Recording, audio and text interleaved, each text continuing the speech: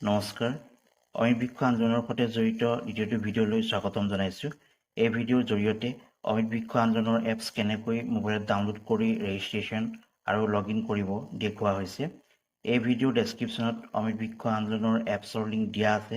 তাতে লিংকত টাচ কৰি প্লে ষ্ট'ৰৰ পৰা অমিত বৃক্ষ আন্দোলনৰ মোবাইল এপছ ডাউনলোড কৰিব পাৰে। মোৰ অমিত বৃক্ষ আন্দোলনৰ প্ৰথমটো ভিডিঅ'ৰ লিংকো ডেছক্ৰিপশ্যনত দিয়া আছে। ভিডিঅ'টো প্ৰথমৰ পৰা শেষলৈকে স্কিপ নকৰাকৈ চাব যাতে সকলো কথা জানিব পাৰে। এতিয়া ভিডিঅ'ৰ পৰৱৰ্তী অংশলৈ আগবাঢ়িছোঁ। অমিত বৃক্ষ আন্দোলনৰ এপছ ডাউনলোড কৰাৰ পাছত এইখন ইণ্টাৰফেচ দেখা পাব। এই ইণ্টাৰফেচৰ অনলাইন ৰেজিষ্ট্ৰেশ্যনত লিখা আছে participants will have to register themselves in the programme, অৰ্থাৎ অংশগ্ৰহণকাৰীসকলে অমিত বৃক্ষ আন্দোলনৰ যি পৰ্টেল আছে বা এপছ আছে সেই এপছৰ জৰিয়তে নিজৰ নাম ৰেজিষ্টাৰ কৰিব লাগিব। তাৰপিছত ইয়াতে ফ্ৰী চিডলিংছ ইয়াত লিখা আছে all seedlings will be provided free of charge, অৰ্থাৎ বিনামূলীয়াকৈ গছপুলি প্ৰদান কৰা হ'ব। তাৰপিছত প্লেণ্টেশ্যন, এই প্লেণ্টেশ্যনত লিখা আছে the image geo' location of plantation will have to be up to date. ইয়াত GPS কেমেৰাৰ জৰিয়তে বৃক্ষৰোপণৰ ফটো আপলোড কৰিব লাগিব বুলি লিখা আছে। তদুপৰি ইয়াত আৰু এটা কথা উল্লেখ কৰা আছে যে 2024 চনৰ যি অমিত বৃক্ষ আন্দোলন আছে সেই অমিত বৃক্ষ আন্দোলনৰ থিম হৈছে প্ৰতিগৰাকী মাতৃৰ নামত এজোপাকৈ গছপুলি ৰোপণ কৰা। এতিয়া এপছৰ এই ৰেজিষ্ট্ৰেশ্যন যে অপশ্যনটো দেখিছে ইয়াত আপোনালোকে চুই দিব। ইয়াত চুই দিলে এইখিনি দেখা পাব। ইয়াত লিখা আছে ৰিনিউ ৰেজিষ্ট্ৰেশ্যন, অৰ্থাৎ যদি আপুনি অলৰেডি ৰেজিষ্টাৰ কৰি থোৱা আছে তেনেহ'লে ইয়াতে ৰিনিউ কৰিবলৈ হ'লে ইয়াত চুই দিব লাগিব। আশা হিচাপে ৰেজিষ্টাৰ কৰিবলৈ হ'লে ইয়াত চুব লাগিব। অংগনবাদী হিচাপে ৰেজিষ্টাৰ কৰিবলৈ হ'লে ইয়াত চুব লাগিব। এডুকেশ্যনেল ইনষ্টিটিউট হিচাপে ৰেজিষ্টাৰ কৰিবলৈ হ'লে ইয়াত চুব লাগিব। ডিফেন্স পেৰামিলিটাৰী ফ'ৰ্চ হিচাপে ৰেজিষ্টাৰ কৰিবলৈ হ'লে ইয়াত চুব লাগিব। ফাৰ্মাৰ হিচাপে ৰেজিষ্টাৰ কৰিবলৈ হ'লে ইয়াত চুব লাগিব। NGO হিচাপে ৰেজিষ্টাৰ কৰিবলৈ হ'লে ইয়াত চুব লাগিব। আদাৰ হিচাপে ৰেজিষ্টাৰ কৰিবলৈ হ'লে ইয়াত চুব লাগিব। আদাৰ্ছ ইনষ্টিটিউচনেল হিচাপে ৰেজিষ্টাৰ কৰিবলৈ হ'লে ইয়াত চুব লাগিব। চেল্ফ হেল্প গ্ৰুপ হিচাপে ৰেজিষ্টাৰ কৰিবলৈ হ'লে ইয়াত চুব লাগিব। তাৰপিছত স্মল টি গ্ৰ'ৱাৰ্ছ হিচাপে ৰেজিষ্টাৰ কৰিবলৈ হ'লে ইয়াত চুব লাগিব। টি গাৰ্ডেন হিচাপে ৰেজিষ্টাৰ কৰিবলৈ হ'লে ইয়াত চুব লাগিব। ভিলেজ ডিফেন্স পাৰ্টি হিচাপে ৰেজিষ্টাৰ কৰিবলৈ হ'লে ইয়াত চুব লাগিব। মই এই ভিডিঅ'টোত এডুকেশ্যনেল ইনষ্টিটিউট হিচাপে ৰেজিষ্টাৰ কৰিবলৈ হ'লে কেনেকৈ ইয়াত ৰেজিষ্টাৰ কৰিব লাগিব সেয়া দেখুৱাব বিচাৰিছোঁ। গতিকে আপোনালোকে এডুকেশ্যনেল ইনষ্টিটিউট হিচাপে ৰেজিষ্টাৰ কৰিব বিচাৰিলে ইয়াত যে লিখা আছে এডুকেশ্যনেল ইনষ্টিটিউট ইয়াত চুই দিব। মই এতিয়া ইয়াত চুই দিলোঁ। ইয়াত চুই দিয়াৰ পিছত যিখিনি দেখা পাইছে ইয়াতে লিখা আছে লোকেশ্যন, কেটেগৰী, তাৰপিছত institute name, full name of head of the institute, mobile number, age, তাৰপিছত gender,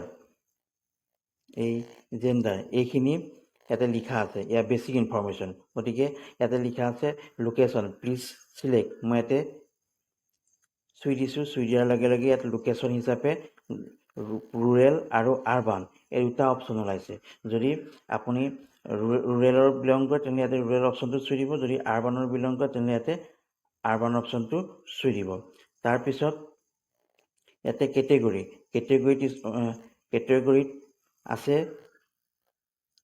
lower primary LP school, upper primary schools আৰু হাই স্কুল ছেকেণ্ডেৰী এয়া ওলাইছে। গতিকে যিখন স্কুলৰ প্ৰতিনিধিত্ব কৰিছে সেই স্কুলখন LP স্কুল হয়নে, ME স্কুল হয়নে, হাই স্কুল হয় সেয়া ইয়াত দেখুওৱা আছে। গতিকে যিটো অপশ্যন হয় সেইটো আপোনালোকে ইয়াতে চুই দিব।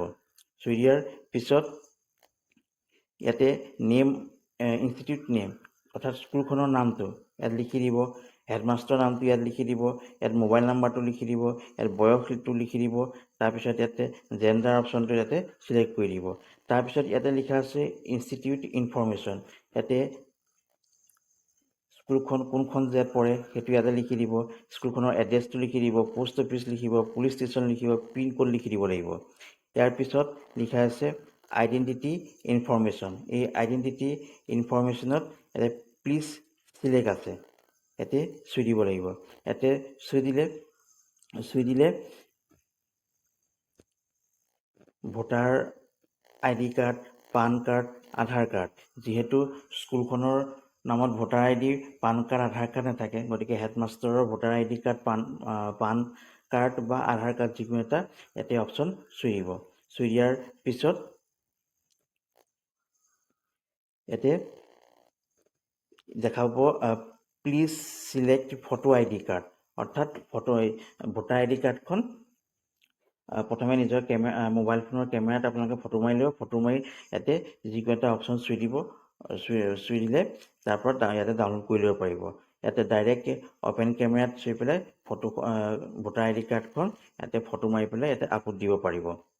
আৰু লিখা আছে only in JPG/JPEG format or in PDF with size not exceeding more than 100 KB, অৰ্থাৎ যিখন মোবাইলেৰে ফটো ইয়াতে মাৰিব সেইখন 100 KBতকৈ ডাঙৰ হ'ব নোৱাৰিব। তাৰপিছত ইয়াতে দেখিছে চেণ্ড OTP, গতিকে caps and mobile number verification ইয়াত চুই দিব। চুই দিয়াৰ পিছত চেণ্ড OTPত আপোনালোকে চুই দিব। চেণ্ড OTPত চুই দিলে যিটো মোবাইল নাম্বাৰ দিয়া আছিলে সেই মোবাইল নাম্বাৰলৈ OTP যাব আৰু সেই OTPটো ইয়াতে এণ্ট্ৰি কৰি দিব। এণ্ট্ৰি কৰি দিয়াৰ পিছত ইয়াতে দেখা পাইছে নহয় এই সংখ্যাকেইটা, এই 6টা সংখ্যা আছে, সেইটো ইয়াতে এণ্ট্ৰি কৰি দিব। এণ্ট্ৰি কৰি দিয়াৰ পিছত ইয়াতে ছাবমিট কৰি দিব। ছাবমিট কৰি দিলে এডুকেশ্যনেল ইনষ্টিটিউট হিচাপে ইয়াতে নামটো ৰেজিষ্টাৰ হৈ যাব। এতিয়া কেনেকৈ লগ ইন কৰিব সেয়া দেখুৱাইছোঁ। যিহেতু ৰেজিষ্ট্ৰেশ্যনটো হৈ গ'ল, গতিকে ৰেজিষ্ট্ৰেশ্যন হোৱাৰ পিছত লগ ইন কৰিবলৈ হ'লে ইয়াতে এপছৰ তলত এই যে লগ ইন দেখা পাইছে ইয়াতে চুই দিব। ইয়াত চুই দিয়াৰ পিছত ইয়াত লিখা আছে এণ্টাৰ ৰেজিষ্টাৰ্ড মোবাইল নাম্বাৰ, অৰ্থাৎ যিটো মোবাইল নাম্বাৰ ইয়াতে দি পেলাই ৰেজিষ্টাৰ কৰিছিলে সেই নম্বৰটো ইয়াতে এণ্ট্ৰি কৰি দিব লাগিব। তাৰপিছত লিখা আছে এণ্টাৰ ৰেজিষ্ট্ৰেশ্যন নাম্বাৰ /OTP, অৰ্থাৎ আপোনালোকৰ যিটো ৰেজিষ্ট্ৰেশ্যন নাম্বাৰ আছিলে সেইটো ইয়াতে এণ্ট্ৰি কৰি দিব, নাইবা ইয়াতে মোবাইল নাম্বাৰলৈ যোৱা যিটো OTP সেইটো ইয়াতে এণ্ট্ৰি কৰি দিব। গতিকে OTP পাবলৈ হ'লে ইয়াতে গেট OTP ইয়াত চুই দিব। চুই দিয়াৰ পিছত OTPটো আপোনালোকে পাই যাব আৰু সেই OTPটো ইয়াতে এণ্টাৰ ৰেজিষ্ট্ৰেশ্যন নাম্বাৰ /OTPত এণ্ট্ৰি কৰি দিব। ইয়াৰ পিছত ইয়াতে এইটো সংখ্যা দেখিছে, এই 6টা সংখ্যা আছে, এই 6টা সংখ্যা ইয়াতে এণ্ট্ৰি কৰি দিব। এণ্ট্ৰি কৰি দি ইয়াতে লগ ইনত চুই দিব। চুই দিয়াৰ লগে লগে আপোনালোকে লগ ইন কৰিব পাৰিব।